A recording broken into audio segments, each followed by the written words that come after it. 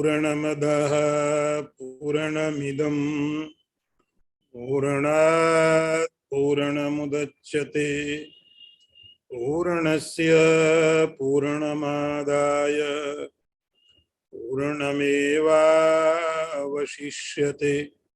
ओम शांति शांति शांति।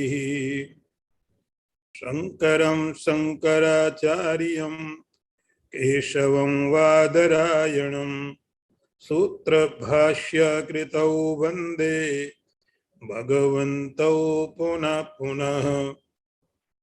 ईश्वरो गुरुरात्मेति मूर्तिभेद विभागिने व्योमवद्व्याप्तदेहाय दक्षिणामूर्तये नमः। ओम शांति शांति शांति। नारायणं नमस्कृत्य नरं चैव नरोत्तमं देवीं सरस्वतीं व्यासं ततो जयमुदीरयेत। ओम शांति शांति शांति।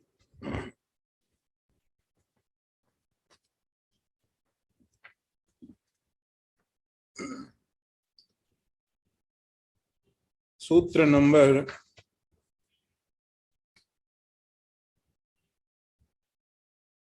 22। पहले मैं उच्चारण करूंगा, आप लोग पीछे से उच्चारण करिए। ना तत्रापि महात्म्य ज्ञान विस्मृति अपराधः न तत्रापि महात्म्य ज्ञान विस्मृत्यपवादः न तत्रापि महात्म्य ज्ञान विस्मृत्यपवादः। अर्थ देखिए, न तत्रापि महात्म्य ज्ञान विस्मृति अपराध। अर्थ हुआ वहां पर भी महात्म ज्ञान की विस्मृति अपराध नहीं है। अर्थ फिर एक बार ध्यान में दीजिए। ये सूत्र हैं, इन सूत्रों के अर्थ बहुत छिपे हुए होते हैं। ना नहीं, तत्रापि उसमें, उसमें किसकी बात हो रही है? जो दृष्टांत आपने सुना था, एग्जाम्पल था ब्रज गोपी का नाम, ब्रज गोपियों का जो प्रेम था, उसमें महात्म्य ज्ञान विस्मृति, भगवान के स्वरूप का जो ज्ञान था उसकी विस्मृति ना होना भी अपवाद नहीं है, खराब नहीं है, कलंक नहीं है। अब इस सूत्र को समझते हैं। कई परिभाषाएं नारद जी ने दी, अलग अलग ऋषियों के व्यू पॉइंट आपको बताए। उसके बाद एक दृष्टांत दिया, ये भक्ति के सभी लक्षण, ये भक्ति की सभी परिभाषाएं यदि आपको एक जगह ढूंढनी हो तो आप ब्रज गोपी का नाम, एक पूरा का पूरा समुदाय, पूरा ग्रुप ब्रज गोपियों का बता दिया, ब्रज की गोपियां। अब ये जो ब्रज की गोपियां जो एग्जाम्पल है समस्त भक्तों के लिए, भक्ति के लिए जो एग्जाम्पल दिया है, उस पर थोड़े थोड़े कुछ प्रश्न नारद जी थोड़ा उनको क्लियर कर रहे हैं। तत्रापि उसमें भी जो गोपियां हैं,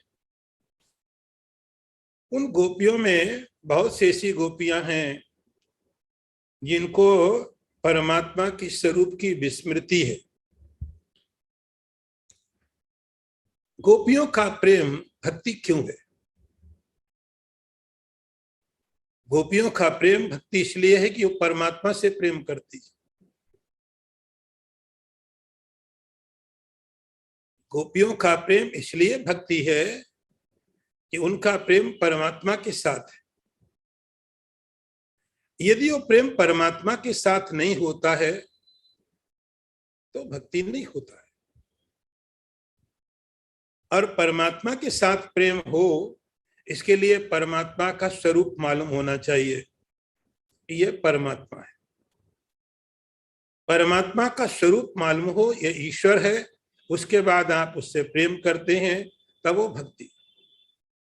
और बिना स्वरूप जाने ही, परमात्मा को जाने बिना ही यदि कोई प्रेम करता है तो संसार में सब लोग एक दूसरे को प्रेम करते हैं।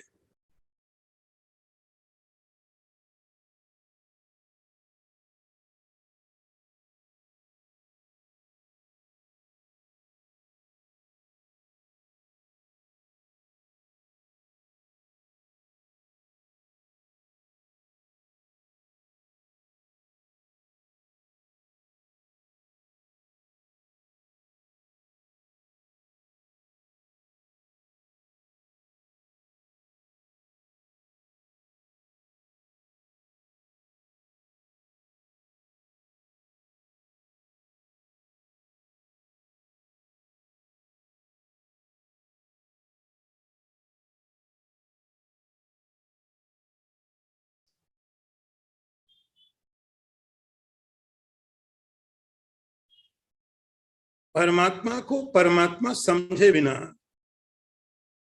जो प्रेम होता है, क्या वो प्रेम परमात्मा का प्रेम है? ये विचार किया जाता है। अब आप ये देखिए, यहाँ पर दो तरह की गोपियां हैं। एक वे गोपी हैं जिन्हें परमात्मा के स्वरूप का ज्ञान है, और कुछ ऐसी भी गोपियां हैं जिन्हें परमात्मा के स्वरूप का ज्ञान नहीं भी है। और कई बार तो लीला करने के लिए परमात्मा गोपियों से उनका अपना स्वरूप भुलवा देते हैं। कि जब किसी को भगवान के साथ लीला करनी है तो लीला करते समय यह समझ नहीं होना चाहिए कि यह परमात्मा है। अब देखो, गीता में अर्जुन भगवान के साथ रहता है, खाता है, उठता है, बैठता है, और वो ऐसा समझता है कि कुछ तो है ज्यादा, लेकिन ईश्वर बुद्धि नहीं है। जब अपना स्वरूप भगवान दिखाते हैं कि ये देखो मेरा स्वरूप, मैं ये हूं, अब अर्जुन को लगता है कि मैंने गलती कर दी और भगवान से क्षमा मांगता है। हे कृष्ण, हे यादव सखेति, पता नहीं मैंने अनजाने में, अजानता महिमानम तवेदम मया प्रमादात प्रणयेन वापि। तो अर्जुन कहता है कि कई बार गलती हुई मेरे से, क्योंकि मैंने आपको ऐसा नहीं समझा था, आपका स्वरूप ऐसा है ये मैंने नहीं समझा था। तो गलती में उठते बैठते बोलते चलते खाते पीते बहुत प्रकार से चीजें हो सकती है मेरी लाइफ में, और इसीलिए कहीं भी कोई किसी प्रकार से मेरे से गलती हो तो क्षमा करना।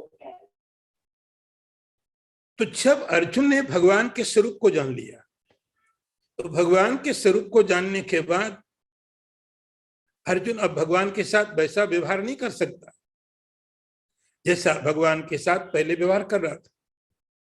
तो ईश्वर का ऐश्वर्य, ईश्वरत्व जब बोध हो गया तब लीला नहीं हो पाती। इसीलिए महात्म्य का, भगवान के वैभव का, भगवान की लीलाओं का उनको ज्ञान नहीं होता। और एक बार तो ऐसा हुआ, बहुत बार ऐसा हुआ कि लोगों को थोड़ा थोड़ा पता भी चला तो भगवान ने उनको भुला दिया। किसी किसी को मालूम पड़ा, यशोदा, भागवत में लिखा हुआ है, यशोदा ने एक बार जब उसको शिकायत की गई कि कृष्ण ने मिट्टी खाई, तो भागवत में लिखा यशोदा परमात्मा का हित चाहती थी। कल्याण चाहती थी। उसने भगवान को बोला कि तुमने मिट्टी क्यों खाई? भगवान ने कहा मैंने खाई नहीं। इतने सारे लोग बोल रहे हैं, भगवान ने कहा सब झूठ बोल रहे हैं, सब झूठ बोल रहे हैं। और यदि तुम्हें भरोसा नहीं तो मेरा मुंह देखो, हमारे मुंह में कुछ तो पड़ा होगा। भगवान ने अपना मुंह खोला और भगवान के मुंह के अंदर में पूरा का पूरा विराट, सूर्य, चंद्रमा, ग्रह, नक्षत्र, आकाश, सारे के सारे ब्रह्मांड उसने देख लिए। अब भगवान ने अपने मुंह के अंदर में सारा ब्रह्मांड दिखाया।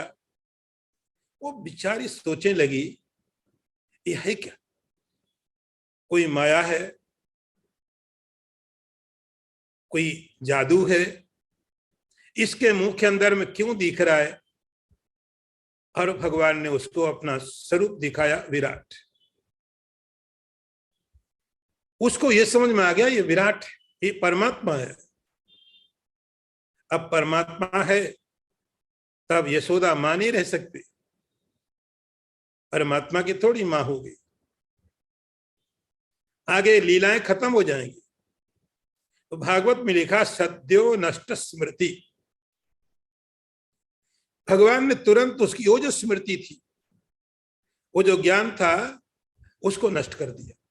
सद्यो नष्ट स्मृति गोपी। तो यशोदा के अंदर में भगवान का जो महात्म ज्ञान पैदा हुआ था, भगवान के प्रति जो भगवत भाव पैदा हुआ था, यशोदा ने उसको विनष्ट, भगवान ने उसको हटा दिया, थोड़ा दिखा दिया। लेकिन यदि यशोदा इस भाव के साथ जीवित रहेगी तो लीला नहीं हो पाएगी, वो मां नहीं रहेगी। विस्मृति। नारद जी कहते हैं न तत्रापि महात्म्य विज्ञान विस्मृति अपबाधा। अब यशोदा भगवान के महात्म्य को भूल गई, लेकिन भगवान ने खुद भुला दिया। अब भगवान ने जब भुला दिया उस भाव को यशोदा के अंदर से, अब फर्क देखना। गीता के आखिरी में अर्जुन भगवान को कहता नष्टो मोह स्मृति लब्धा तत्प्रसादान मयाच्युता। हे प्रभु, आपकी कृपा से, आपके आशीर्वाद से मुझे स्मृति हो गई, स्मृति हो गई, याद आ गया मुझे। यशोदा की स्मृति भगवान मिटा देते। नष्ट स्मृति तथा गोपी, सद्यो नष्ट स्मृति गोपी। भगवान यशोदा की स्मृति मिटा देते, अर्जुन की स्मृति पैदा करते, यशोदा की स्मृति मिटा देते। कि यशोदा के साथ जो लीला करनी है भगवान को, वो उस स्मृति के साथ नहीं हो सकती कि ये भगवान है, ये नारायण है, वैकुंठवासी है। ऐसा भाव रख करके यशोदा भगवान के साथ मां जैसा व्यवहार नहीं कर सकती। भगवान से यशोदा प्रेम करती है, ये प्रेम उसका भक्ति। उसको मालूम नहीं कि परमात्मा है, ईश्वर नहीं चाहता कि मालूम पड़े इसको परमात्मा हूंगा। ये भक्त के साथ ही भगवान करता है। और जो दूसरी गोपियां हैं जो भगवान के साथ वृंदावन में दूसरी गोपियां हैं, वो कहती है हम जानते कि तुम कौन हो। विश्वगुप्त सख युदेवान सात्ताम कुले। बहुत सी सब गोपियां हैं, इनको ऐसा कहती हो हमें ये पता है कि तुम गोपी के पुत्र नहीं हो। नखल गोपिका नंदनो भवा अखिल देही नाम अंतरात्मा। वो कहती है कि हमें ये पता है कि तुम समस्त प्राणियों के अंतरात्मा हो, समस्त प्राणियों के अंतरात्मा हो। भगवान ब्रह्मा की प्रार्थना के कारण आपने संसार में अवतार लिया। तो दो तरह से यहां पर गोपियों का आपको डिवीजन समझना पड़ेगा इस सूत्र को समझने के लिए। तत्रापि ना महात्म्य ज्ञान विस्मृति, भगवान के महात्म्य की विस्मृति भी हो गई। न अपराध, अपराध नहीं। यशोदा की तरह एक ब्रज, नारद जी ने जो एग्जाम्पल दिया यथा ब्रज गोपिका नाम, ब्रज की समस्त गोपियां, यशोदा भी उसमें, और दूसरी गोपियां भी, दूसरी गोपियां भी है जो भगवान के साथ में रास करती। उनमें भी कुछ ऐसी गोपी हैं जिनको परमात्मा के स्वरूप को पूरी तरह स्पष्ट मालूम है, और कुछ ऐसी हैं जिन्हें नहीं मालूम है। लेकिन जाने में अनजाने में कैसे भी यदि किसी व्यक्ति का चित्त परमात्मा से जुड़ता है, तो भागवतकार कहते हैं काम्यात गोप्या भयात कंसा द्वेषात चैदा दयो नृपा। किसी भी तरह से यदि किसी व्यक्ति का काम के कारण परमात्मा में मन लग जाता है, क्रोध के कारण लग जाता है, मोह के कारण लग जाता है, दशरथ मोह से, द्वेष के कारण लग जाता है तो किसी भी प्रकार से किसी साधक का मन परमात्मा में लग जाता है, वो भक्ति बन जाता, अपराध नहीं होता है। नारद जी बोलते हैं न तत्रापि महात्मा ज्ञान विस्मृति अपराधा। तो समस्त गोपियां, जितनी भी गोपियां हैं ब्रज में, वो समस्त गोपी इस भक्ति का दृष्टांत हैं। और जिस गोपी को परमात्मा के स्वरूप का ज्ञान नहीं भी है, कोई अपराध नहीं है, कोई अपवाद, अपवाद का अर्थ कलंक, क्योंकि उनका संबंध, उनका चित्त, उनका मन परमात्मा के साथ में जुड़ा हुआ है, ईश्वर के साथ में जुड़ा हुआ है। इसीलिए न तत्रापि महात्मा ज्ञान विस्मृति अपराधा। ईश्वर के स्वरूप को जान करके ईश्वर के नजदीक रहे तो बहुत अच्छी बात, लेकिन अनजाने में भी किसी व्यक्ति ने यदि आग में हाथ डाल दिया, जलाएगी। अनजाने में किसी व्यक्ति ने जहर को खा लिया, वो अपना काम करेगा। ऐसे ही यदि किसी किसी गोपी के अंदर में परमात्मा के स्वरूप की विस्मृति है, परमात्मा श्री कृष्ण को परमात्मा नहीं समझ पा रही है, भगवान समझने नहीं देना चाहते। जब आप भागवत में देखोगे, भागवत में एक बार ऐसा लिखा है, कुरुक्षेत्र में सूर्य ग्रहण के समय में, सूर्य ग्रहण जब पड़ता है ना, तो उस समय में कुरुक्षेत्र की बहुत महिमा होती है। कुरुक्षेत्र में लोग जाते हैं, चंद्र ग्रहण में वाराणसी जाते हैं, अलग अलग तीर्थों की अपनी अपनी महिमा है। तो समस्त लोग उस समय ब्रज की सारी गोपियां भी, नंद, यशोदा और जितनी भी गोपियां थी, सब वहां पर गए तीर्थ के लिए, और वहां भगवान श्री कृष्ण भी आए थे। तो इतने वर्षों के बाद, इतने वर्षों के बाद अब आकर के समस्त ब्रजवासी, गोपियां, गोप, नंद, यशोदा, सब आकर के अब भगवान को मिले, इतने वर्षों के बाद। और ऐसा लिखा, उस समय भगवान ने गोपियों को अपना स्वरूप प्रकट किया, उनको बताया अब लीला की जरूरत नहीं रहेगी, लीला की जरूरत नहीं, तो गोपियों को मेरा स्वरूप स्पष्ट होना चाहिए। तो वहां भगवान ने गोपियों को अपना जो वास्तविक स्वरूप था याद दिला दिया। तो जब भक्त को भगवान बुलाते हैं, मत्ता स्मृति ज्ञानम अपोहनम च, भगवान कहते हैं ज्ञान मुझसे होता है, स्मृति मुझसे, और विस्मृति भी मुझसे।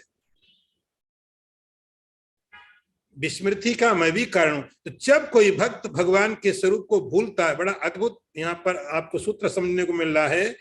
हम तो कोशिश करते हैं भगवान भी कोशिश करता है कि साधक उनके स्वरूप को समझ जाए।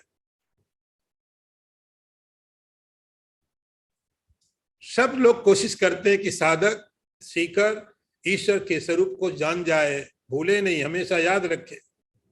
लेकिन यहां थोड़ा उल्टा है, यहां ईश्वर जानबूझ के अपना स्वरूप छिपा देता है, लेकिन साधक ये भक्त सब भगवान पर छोड़ देता। उचित समय आया, भगवान ने अपना स्वरूप उनके आगे प्रकट कर दिया। तो नारद जी बोलते हैं, ना तत्रापि महात्मा ज्ञान विस्मृति अपवादः। उन गोपियों में ईश्वर के स्वरूप की जो विस्मृति है, वो विस्मृति अपवाद नहीं है, कलंक नहीं है, क्योंकि उनका जो भक्त संबंध है वो परमात्मा के साथ में होता है। इसलिए जो दृष्टांत गोपियों का दिया गया है वो बिल्कुल ठीक है। गोपियों में किसी तरह का कोई दोष नहीं है, किसी प्रकार से किसी कोई कमी नहीं है गोपियों में। अगला मंत्र देखिए, सूत्र, तद्विहीनम जाराणाम इव, तद्विहीनम जाराणाम इव, तद्विहीनम जाराणाम इव, तद्विहीनम। अब इस सूत्र को देखिए, तद्विहीनम जाराणाम इव। यदि गोपियों का ईश्वर के साथ संबंध न हो तो उनका जो प्रेम था वो अनैतिक था, अधार्मिक था, पाप में था। तद्विहीनम, ईश्वर के साथ यदि संबंध नहीं था वो, तब वो प्रेम कैसा होता है? जाराणाम एव, अनैतिक, पाप में। लेकिन गोपियों का प्रेम ईश्वर के स्वरूप को जान करके ईश्वर के साथ में था। यह प्रश्न कई बार उठता है। भागवत में राजा परीक्षित ने भी यह प्रश्न उठा दिया, क्योंकि हमारा मन बार बार एक सामान्य स्थिति में पहुंच जाता है, बार बार सामान्य स्थिति में पहुंच जाता है कि मन की जो प्रक्रिया है वो वहीं चली जाती है। ये भगवान राजा परीक्षित ने पूछा, ईश्वर तो धर्म की रक्षा करने के लिए अवतार लेते हैं, ऐसे ही भगवान गीता में कहते हैं, धर्म संस्थापनार्थाय। तो ईश्वर धर्म की रक्षा करने के लिए अवतार लेते हैं, यही शास्त्र बोलता है और यही भगवान बोलते हैं। लेकिन इतनी गोपियों के साथ भगवान जो रास कर रहे हैं, ये धर्म के विरुद्ध नहीं है। सुखदेव जी महाराज, अब देखिए, जो सुखदेव जी है वो परम अवधूत है, बोलने वाले सुखदेव जी है जो भगवान की लीला सुना रहे हैं, और सुनने वाला वो व्यक्ति है जिसको एक दो दिन में मरना है। उसको भी पता है परमात्मा के स्वरूप के बारे में, लेकिन मन बार बार अपनी स्थिति में चला जाता है। ऐसा क्यों हो गया, ऐसा क्यों किया भगवान ने? राजा परीक्षित को सुखदेव जी महाराज ने कहा, धर्म व्यतिक्रमो दृष्टा ईश्वराणाम अपि साहस। कि हे राजन, आप यदि किसी व्यक्ति को जब देखते हो, उसका पूरा जीवन देखो। आप एक पहलू क्यों देख रहे, एक चीज क्यों देख रहे? ये भगवान जो गोपियों के बीच में नाचते हैं, उसके पहले एक कालिया नाग के फणों पर नाचे हुए। जो कालिया नाग, इसका जो जहर था, इतना ज्यादा जहर था उसमें, सारा का सारा पानी उसमें जहरीला हो गया। लेकिन ये भगवान उसके फणों पर जाके नाचते। तो जब वहां पर नृत्य करते हैं तो इनके ऊपर कुछ इनको फर्क नहीं पड़ता है, और वही परमात्मा जब गोपियों के बीच नाचता है तो भी कोई फर्क नहीं पड़ता। वहां लिखा है, जैसे कोई छोटा बच्चा हो, यथार्भकास्व प्रतिबिंब विभ्रमा।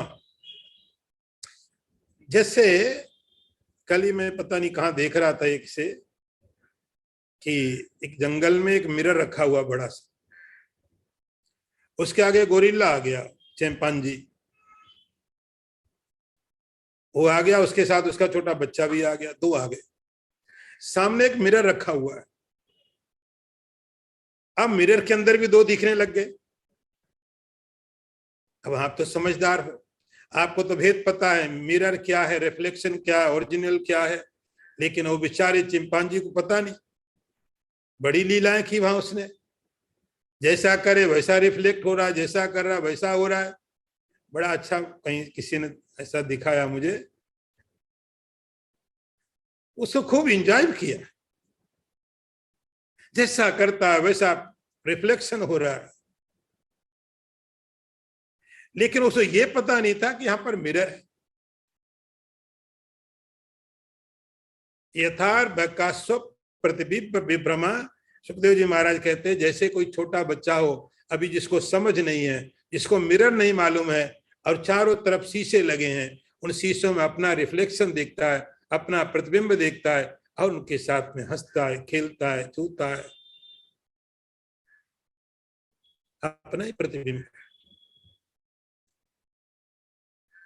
इसी प्रकार से हे राजन, अपने मन में तुम ये विचार बिल्कुल नहीं लाना कि गोपियों का प्रेम कहीं पर भी गलत है, अपवित्र है। ये परमात्मा श्री कृष्ण है। तद्हीनम जाराणाम एव, यदि उनका प्रेम परमात्मा से ईश्वर के साथ नहीं होता, तब अनैतिक होता, पाप में होता। और परमात्मा के साथ में जो भी चीज जुड़ती है वो पवित्र होती है। अब नेक्स्ट सूत्र देखिए, नास्तेव तस्मिन् तत्सुख सुखित्वम, नास्तेव तस्मिन् तत्सुख सुखित्वम, नास्तेव तस्मिन् तत्सुख सुखित्वम। अर्थ देखिए, नास्ति एव, ऐसा नहीं है तो, तस्मिन् तत्सुख सुखित्वम, उसमें वो सुख होने पर हमको सुख की प्रतीति होती है। अर्थ फिर समझिए, नारद जी कहते हैं, यदि गोपियों का प्रेम एक सामान्य प्रेम होता, गोपियों का प्रेम ईश्वर के साथ नहीं होता, तब वो कैसा होता। अब एक आपको पारामीटर दिया गया है, पारामीटर है यहां, आपका प्रेम, हमारा प्रेम राग है या अनुराग है, ये आसक्ति है या कि भक्ति है। नारद जी ने यहां पर एक पैरामीटर दिया है, आप इसको ठीक से देखिए। नास्तेव तस्मिन् तत्सुख सुखित्वम। नारद कहते हैं, जो लोग प्रेम करते हैं उसका कारण क्या होता है। हम अपने लिए प्रेम करते सब जगह, आत्मार्थम सकलम, अपने लिए प्रियम भवति। कहीं पर भी किसी व्यक्ति को प्रेम करते हैं ये सोच करके इससे सुख मिलेगा, किसी वस्तु में, किसी व्यक्ति में, स्थान में, प्रॉपर्टी में, कहीं पर भी जो प्रेम किया जाता है, एक ही बात ध्यान में होती है, इसके द्वारा प्रेम, इसके बाद में सुख की प्राप्ति होगी। हमारे प्रेम करने से हमें सुख मिलेगा, अब सामने वाले को सुख मिलेगा या नहीं मिलेगा, इससे हमें कोई लेना देना नहीं। प्रेम करने से आप देखते ना कि कई बार छोटा कोई बच्चा होता है और छोटे बच्चे को उसका पिता या दादा प्रेम करता है, वो लेकर के उसको उठाता है, ऊपर घुमाता है, ऊपर, वो बच्चा चिल्लाता है, लेकिन वो पिता, उसको अच्छा लग रहा है, वो प्रेम करता रहता है, ऊपर घुमाता रहता है। और कई बार उसका ऐसा अपनी दाढ़ी के पास लाया, अब दाढ़ी छोटी छोटी होती है, वो बच्चे के बेचारे के गाल बहुत सॉफ्ट होते हैं, वो उसको लगाता है उसके गाल को, वो दुखी चिल्ला रहा है, इसको अच्छा लग रहा है, इसको अच्छा लग रहा है, वो बच्चा रो रहा है, अब इसको तो दाढ़ी बहुत तीखी है, वो सॉफ्ट उसके गाल है बेचारे के, वो चिल्ला रहा है, लेकिन बच्चा रोने, इसको कोई फर्क नहीं पड़ता, क्योंकि मुझे अच्छा लग रहा है, मुझे अच्छा लग रहा है, इसलिए मैं वो करूंगा। तो संसार में हम जहां भी कोई प्रेम करते हैं, यहां तक कि ईश्वर को भी, देवा प्रिया भवंती, हम ईश्वर को इसलिए प्रेम करते हैं, हमें अच्छा लग रहा है। जिस ईश्वर को प्रेम करने से हमें अच्छा लगता, हम उस ईश्वर को प्रेम करते हैं। लेकिन अब आपको जो भक्ति का क्लास बताया जा रहा है, आप उसको देखिए। अभी आपको जो भक्ति की क्वालिटी बताई जा रही नारद जी के द्वारा, आप उसको देखिए। तस्मिन् तत् सुख सुखित्वम, इस डिवोटी का लक्षण होता है, इसका सुख कहां होता है, जहां पर परमात्मा प्रसन्न होता है, तस्मिन् सुख। शुद्ध प्रेम क्या है, भक्ति क्या है, अनासक्ति क्या है? नारद जी कहते हैं उसके प्रेम में, उसके सुख में सुखी होना, उसके सुख में सुखी होना। अपने सुख में तो हम सुखी होते ही है, और इसके लिए हम सब जगह जो भी करते, झगड़ा करते, इसीलिए हमको अच्छा लगता है, प्रेम करते इसलिए हमको अच्छा लगता है, हम संग्रह करते हैं इसलिए अच्छा लगता है, हम परित्याग करते हैं अच्छा लगता है। लेकिन यहाँ पर पूरी पूरी बात उल्टी है, रिवर्स। और रिवर्स ऐसा है, तस्मिन् सुख, उसके सुख होने से और मुझे अच्छा लगता है। मेरी अपनी प्रसन्नता मेरी प्रसन्नता में नहीं है, उसकी प्रसन्नता में। अब इसके दृष्टांत ढूंढने थोड़ी कठिन है, क्योंकि ये कॉमन चीजें नहीं है। फिर भी आप देखिए, जैसे माँ बाप अपने छोटे बच्चे को प्रेम करते हैं, बहुत छोटा है, अभी माँ बाप के अंदर उस बच्चे के प्रति कोई ऐसा भी नहीं, बड़ा होने के बाद मुझे कुछ देगा। वो छोटा बच्चा है, तो माँ बाप अपनी पूरी कोशिश करते हैं, वो बेचारा बोल नहीं पाता है, कह नहीं पाता है, लेकिन इतना ध्यान रखते हैं उसका, इसकी रिक्वायरमेंट क्या है, उसके खाने का, पीने का क्या तकलीफ हो सकती है, क्यों रो रहा है। तो माँ बाप अपनी सारी की सारी कोशिश करके उस बच्चे के आगे वो करने की कोशिश करते हैं, जिससे थोड़ा खुश हो जाए। और उस बच्चे की छोटी सी स्माइल, थोड़ी मुस्कुरान, इनको कितनी कीमती लगती है। कुछ नहीं चाहिए वापस। माँ बाप को ये प्रकृति के द्वारा दिया गया, ये कोई अद्भुत खोज नहीं है, ये पशुओं पक्षियों में भी है। एक एग्जाम्पल है कि जैसे छोटा बच्चा, माँ बाप सब कुछ करते हैं और थोड़ा सा हंस दिया, बस माँ बाप के लिए समझो सब कुछ मिल गया। थोड़ी सी उसकी मुस्कुराहट, इनके जीवन में जैसे कितना कीमती इनको खजाना मिल गया, खुश है। अपना सब कुछ छोड़ने के बाद, अपना सब कुछ हटाने के पश्चात केवल छोटी सी उसकी जो स्माइल है, वो इनके लिए बहुत कीमती होती है। बच्चे की खुशी, तत्सुखि सुखित्वम।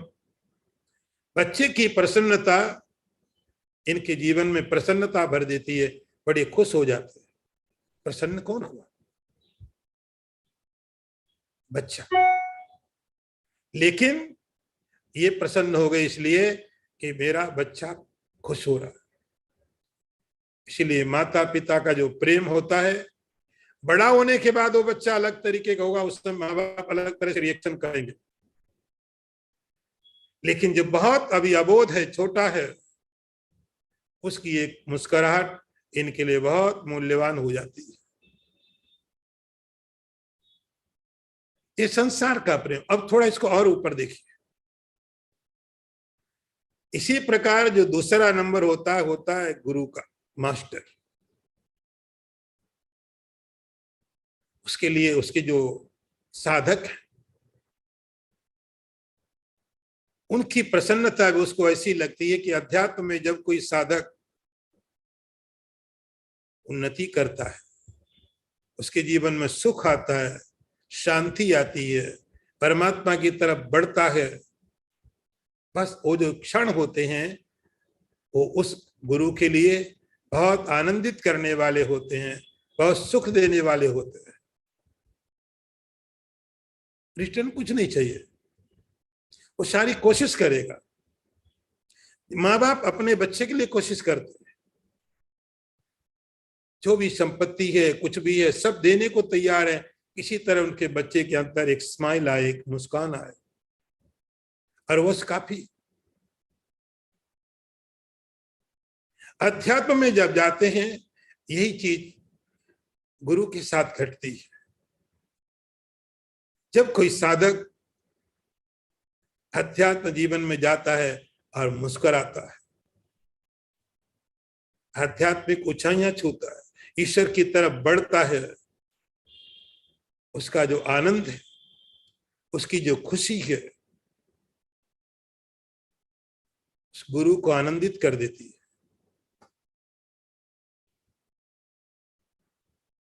और तीसरा नंबर भक्त और भगवान के बीच का संबंध बन जाता है। स्वार्थी वे लोग होते हैं जो मंदिर में भगवान के आगे मांगने को जाते हैं। ये भक्ति की जो बात है, ये अंतिम श्रेणी की भक्ति है। मंदिर में कोई जाता है, भगवान से मांगता है, ठीक है, अर्थार्थी, भगवान उसको नाम देते अर्थार्थी, ये पैसे के लिए आया हुआ मेरे पास। कोई रोगों को ठीक कराने के लिए आया है, डॉक्टर ने बोल दिया इसका कोई इलाज नहीं, तो बोले भगवान से प्रार्थना करो। ये भक्त है। लेकिन अब जिस भक्त की बात नारद जी कर रहे हैं, वो उसकी श्रेणी अलग है, उसका क्लास अलग है। अपने सुख की अपेक्षा नहीं करता है। तत् सुख सुखित्वम।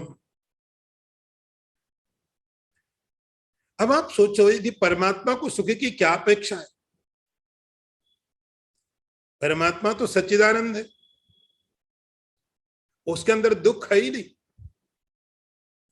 ईश्वर तो सच्चिदानंद है, आनंद का सागर है, आनंद का स्रोत है। उसको कोई कैसे सुखी कर पाएगा? यही तो भक्त, यही तो भक्ति है। आपने देखा लोग भगवान सूर्य की आरती करते, आपका दीपक, लॉजिकली चीजें बिल्कुल उपयोगी नहीं है। भक्ति में लॉजिक नहीं लगता है। आप सूर्य भगवान की आरती करते हो, उसका मतलब क्या है? लॉजिकली कुछ है? लेकिन आप भक्त हैं। ईश्वर सुख का सागर है। जब आप किसी दुखी व्यक्ति को सुखी करते हो, आपकी दया होती हो। कोई मनुष्य दुखी है, आपने उसको सुख प्रदान किया, खाना दे दिया, कपड़े दे दिए, पैसे दे दिए, घर दे दिया, और सुखी हो गया, आपको थैंक यू बोल दिया। आपने अच्छा काम किया हो, आपने उसको सुखी किया, कपड़े दिए, दवाइयां दी, घर दिया, जो आपसे हो सका आपने किया, आपने उस पर दया की, हेल्प किया आपने। आप पशुओं को सुखी करते हो, पक्षियों को सुखी करते हो, जानवरों को प्रसन्न करने की कोशिश करते हो, करना चाहिए। पेड़ों को, पौधों को आप पानी देते हो, वो सब प्रसन्न, ये आपकी दया है। आप करो तो ठीक है, नहीं आप बाध्य नहीं हो, आप मजबूर नहीं हो, आपकी मर्जी। यदि कोई आदमी बीमार पड़ा रोड में, आपके ऊपर है, आप उसको दवाइयां दो, पैसे दो, नहीं दो, कोई प्रेशर थोड़ी आपके ऊपर है। लेकिन आप करते हो तो आप दया कर रहे हो, इसका फल मिलने वाला है। पुण्य किया आपने, पुण्य किया कि आपने उसको सुखी किया, आपने उसके दुख दूर किए और सुख प्रदान किया, आपने पुण्य किया। पुण्य का फल आपको मिलने वाला है, स्वर्ग आदि लोकों की प्राप्ति। लेकिन जब कोई भक्त ईश्वर को प्रसन्न करने की कोशिश करता है, ईश्वर को सुखी करने की कोशिश करता है, ईश्वर तो दुखी है ही नहीं। क्या आप दवाई दे दो, उसको कपड़े दे दो, घर दे दो, ये दे दो और सुखी हो जाए? वो तो आनंद का सागर है। यही भक्त है, यही भक्त है जो अड़ जाता है, हम आनंद सागर ईश्वर को भी सुखी करेंगे और ईश्वर सुखी होगा, हम सुखी हो जाएंगे। तत्सुखी सुखित्वम, यही भक्त है। ये दया नहीं है। जब आप किसी गरीब की मदद करते हो, हेल्प करते हो, वो आप भक्ति नहीं करते हो, वो भक्ति नहीं है, वो दया है, आपकी कृपा है, आप पुण्य कर रहे हो। लेकिन जब आप ईश्वर के लिए करते हो, ईश्वर को सुखी करने के लिए, जो कि सुख का सागर है, बस यही भक्ति है। वो दया नहीं आप कर रहे हो, उसका कोई पुण्य नहीं है। ईश्वर थोड़ी दुखी बैठा हुआ है कि रो रहा है, बीमार पड़ा हूं, कोई दवाई देने वाला नहीं है, ठंडी लग रही, कपड़े नहीं है, घर नहीं है, होमलेस हूं, अरे कोई जगह दे दो। आप मंदिर बनाते, भगवान की पूजा करते, यही भक्त है जो अड़ जाता है कि आनंद सागर ईश्वर को भी मैं सुखी करूंगा, अपनी तरफ नहीं। तो आप तीन कैटेगरी समझिए। एक माता पिता जो अपने बच्चे की, छोटे बच्चे की छोटी सी हंसी के लिए अपना सब कुछ छोड़ने को तैयार होते हैं। दूसरा जो गुरु, वो अपने शिष्य के लिए, साधक के लिए, उसकी प्रसन्नता के लिए सब कुछ करने को तैयार है, सब कुछ केवल इसीलिए इनके अंदर सुखी प्रसन्नता हो, उसको देख करके प्रसन्न है। माता पिता अपने बच्चे का सुख देख के प्रसन्न है, गुरु अपने शिष्यों के अंदर आध्यात्मिक प्रसन्नता देख करके प्रसन्न है, और ईश्वर उनके जो भक्त है। तो जब ये भावना भक्त करता है कि मैं ईश्वर को प्रसन्न करूं, आप भगवान को नैवेद्य चढ़ाते हो, ईश्वर थोड़ी भूखा बैठा है। आप भगवान को प्रसाद लगाते हो, लॉजिकली कोई अलॉजिक नहीं है। लेकिन हाँ, यही भक्त है जो अड़ जाता है इस बात के लिए कि मैं ईश्वर को प्रसन्न करूंगा। जो प्रसन्न, उसको क्या प्रसन्न करोगे? यही भक्ति है। इसको करने के लिए यदि मुझे कोई कष्ट उठाना पड़े, नास्त्येव तस्मिन् तत् सुख सुखित्वम, ईश्वर को प्रसन्न करने के लिए मेरी खुशी में मेरी कोई प्रसन्नता नहीं है। मेरी प्रसन्नता, भक्त की प्रसन्नता उसमें है जब ईश्वर प्रसन्न है, ईश्वर की खुशी, ईश्वर की प्रसन्नता में प्रसन्न है। और प्रसन्न मजबूर नहीं है। आप ध्यान रखना, ईश्वर का भक्त मजबूर नहीं है कि क्या करूं, कुछ ऑप्शन नहीं, कोई विकल्प नहीं है। नहीं नहीं, ये मुझे अच्छा लगता है, ये मुझे अच्छा लगता है, इसमें मुझे आनंद है, क्योंकि ईश्वर प्रसन्न है। नास्तेव तस्मिन् तत् सुख सुखित्वम, भागवत में ऐसा लिखा है कि भगवान अंतर्धान हो गए, रास के बीच में से भगवान अंतर्धान हो गए। बात गोपियों की है, और भक्ति उसके बिना पूरी हो नहीं सकती बिना बताए। भगवान अंतर्धान, तो बहुत लोग अंतर्ध्यान बोलते हैं, वो संस्कृत गलत है। वो अंतर्ध्यान नहीं होता, अंतर्धान होता है। अंतर्दधे, अंतर्धान हो गए मतलब वहीं थे और वहीं दिखाई पड़ना बंद हो गया। अंतर्ध्यान, अंतर्धान का मतलब होता है वहीं दिखाई नहीं पड़े। खूब यहाँ काफी खोजती रही, और उसके बाद उन्होंने एक प्रार्थना की, गीत पढ़ा, गोपी गीत नाम से, बड़ा लंबा है, बहुत मीनिंगफुल है। आखिरी में आके उन्होंने एक बात कही, उन्होंने बोला, हे कृष्ण, यदि आपको ये लगता है कि हम आपको ढूंढ लेंगी, इसलिए आप जंगल में घूम रहे हो, नंगे पांव, वहां कांटे हैं, पत्थर हैं, आपको कष्ट हो रहा है, तो हम आपको ढूंढेंगे नहीं, हम ढूंढना बंद कर देंगे। ठीक है,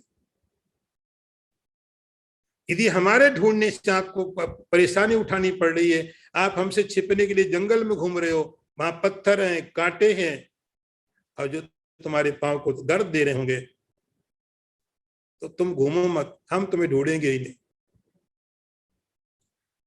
नारद जी बोलते हैं, नास्त्येव तस्मिन् तत् सुख सुखित्वम, यदि गोपियों का प्रेम गलत होता तो ये भावना कभी नहीं आती। दुनिया में कहीं है,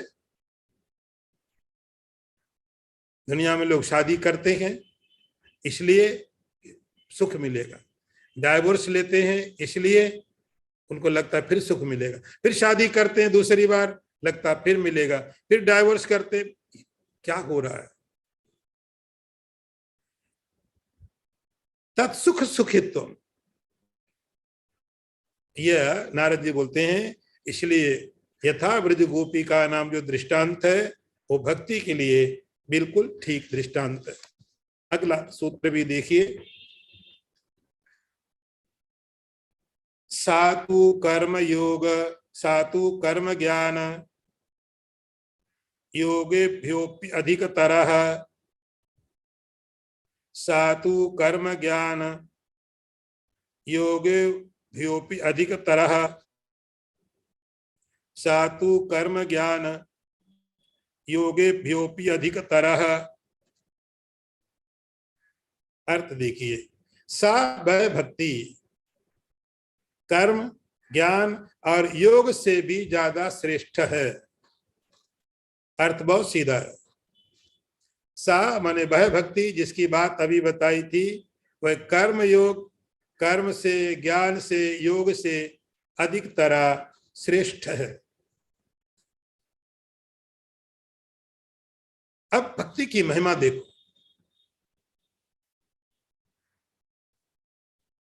भक्ति एक साधन है।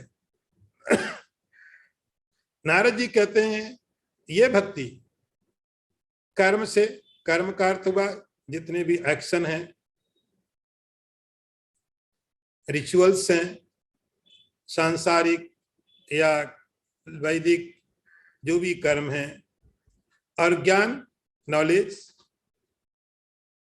और योग, मिस्टिक, इनसे ज्यादा अच्छे ये तीन साधन माने जाते हैं। साधक के लिए तीन साधन माने जाते हैं, या तो कोई कर्म योग से परमात्मा की तरफ जाए, या ज्ञान योग से जाए, या योग से जाए।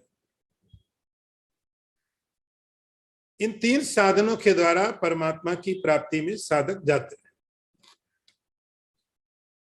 चौथा साधन है भक्ति, डेवोशन। नारद जी कहते ये भक्ति कर्म ज्ञान और योग से श्रेष्ठ है। थोड़ी चीजें आपको यहां समझनी होगी। नारद जी किस भक्ति की बात करते, भूलना मत।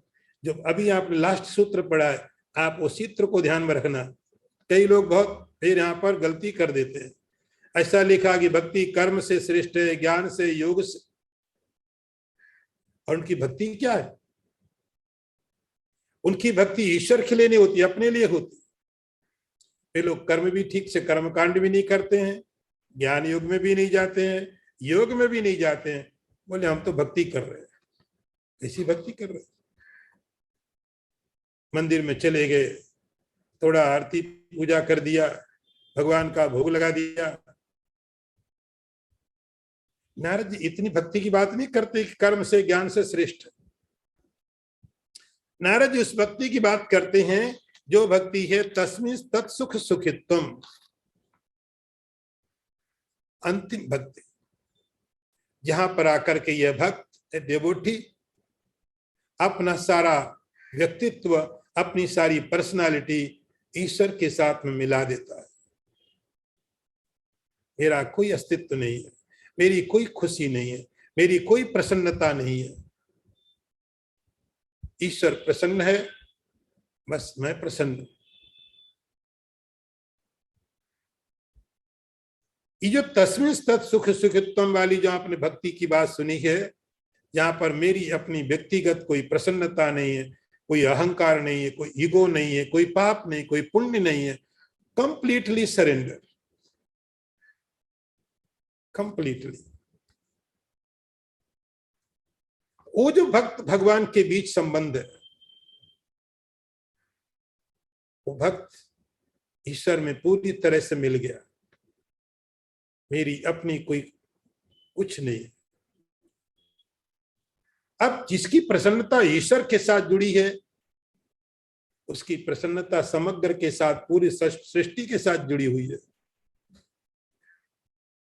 ऐसी जो भक्ति है, सा भक्ति, नारद जी उस भक्ति की बात करते हैं। कर्म ज्ञान योगेभ्यो अधिक तरह। थोड़ा और समझिए, ये सूत्र बहुत डिमांड करता है एक्सप्लेनेशन की। थोड़ी बातें हम और समझेंगे। कर्म ज्ञान और योग, ये तीन चीजों में क्या होता है कि आपको जिम्मेदारी लेनी पड़ती है। कर्म में भी आप कर्म करते हो, then you are responsible, you have to take responsibility. आपकी जिम्मेदारी है। गलत काम हो गया, आप पाप भोगो, अच्छा हो गया पुण्य भोगो, आप रिस्पॉन्सिबल हो, आपको जवाब देना पड़ेगा। योग में सही, योग में ही आप यम नियम आसन प्राणायाम प्रत्याहार सब करो, समाधि की प्राप्ति करो। और कभी कभी ये सब करते करते वहां से कोई भ्रष्ट भी होता है तो योग भ्रष्ट भी हो जाता है। आप कोई व्यक्ति वहां से गिर गया, योग भ्रष्ट हो गया, ईश्वर को कोई कंप्लेन नहीं करेगा। आप चढ़ रहे थे, आप गिरे, फिर ट्राई करो। आप किसी को ब्लेम नहीं कर सकते हो। कर्म कोई गलत हो गया, पाप हो गया, आप किसी को ब्लेम नहीं कर सकते हो, आप जिम्मेदार। आप ज्ञान प्राप्त करिए, ज्ञान प्राप्त नहीं हुआ, आप किसी को ब्लेम नहीं कर सकते, तुम्हारी वजह से मुझे अध्यात्म ज्ञान नहीं हुआ।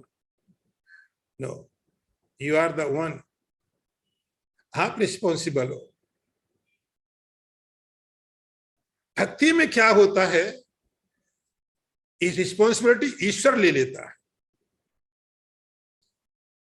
भक्ति में होता है कि अब आपकी जिम्मेदारी आपकी नहीं रह गई। ये दृष्टांत ऐसे समझो, जैसे एक बिल्ली होती है और एक बंदर होता है। बिल्ली के जो बच्चे होते हैं और बंदर के बच्चे छोटे होते हैं, तो बिल्ली भी अपने बच्चों को एक जगह से उठा के दूसरी जगह लेके जाती है, कई घरों में घुमाती रहती है, अपने मुंह से पकड़ती है उनको, और एक घर से उठा के दूसरे घर में, दूसरे से तीसरे, ऐसे घुमाती। बहुत तरह से लोग कहते हैं कितने घरों में लेके जाती है। मतलब यह है कि एक जगह से उठा के घुमाती है अपने दांतों में दबा करके। और उस बिल्ली के बच्चे को कहीं कोई खरोच नहीं आती है। यदि बिल्ली के बच्चे को कोई चोट आती है, जिम्मेदारी बिल्ली की। और दूसरा एग्जाम्पल बंदर का है। वो बंदर अपने बच्चे को लेकर के एक पेड़ से दूसरे पेड़ में छलांग मारती है, एक डाली से दूसरी में जाती है। इन केस बंदर का बच्चा गिर गया तो बच्चा जिम्मेदार है, तुम पकड़ो, तुम्हारी जिम्मेदारी। बिल्ली के बच्चे को कुछ हुआ, जिम्मेदारी बिल्ली की मानी जाती है। और बंदर के बच्चे कुछ हुआ, जिम्मेदारी बंदर के बच्चे की है। ज्ञान में, कर्म में, योग में आपको बंदर के बच्चे की तरह करना पड़ता है। You have to take responsibility. आप पकड़ो, बंदर तो छलांग मारेगा एक डाली से दूसरी डाली, जीवन में बहुत तरह की सब चीजें आएंगी, आप कंट्रोल करो। लेकिन भक्त क्या हुआ, बिल्ली के बच्चे की तरह, उसको भी मूव करना, यहां से वहां, बहुत कुछ होगा जीवन में, बहुत सारे जंप लगाने पड़ेंगे। लेकिन यदि गिर गया, जिम्मेदारी भगवान की है, भक्त जिम्मेदार नहीं, ईश्वर जिम्मेदार है। और जिस बात की जिम्मेदारी ईश्वर लेता है, वो काम कैसे अधूरा रह सकता है। इसीलिए नारद जी बोलते हैं, सातु कर्म ज्ञान योगेभ्योपि अधिकतरः। इसीलिए भक्ति श्रेष्ठ है। ऐसा नहीं कि भक्ति श्रेष्ठ है चलो ज्ञान छोड़ दो, कर्म छोड़ दो। उनकी अपनी एक स्थान है, इनका एक अपना स्थान है।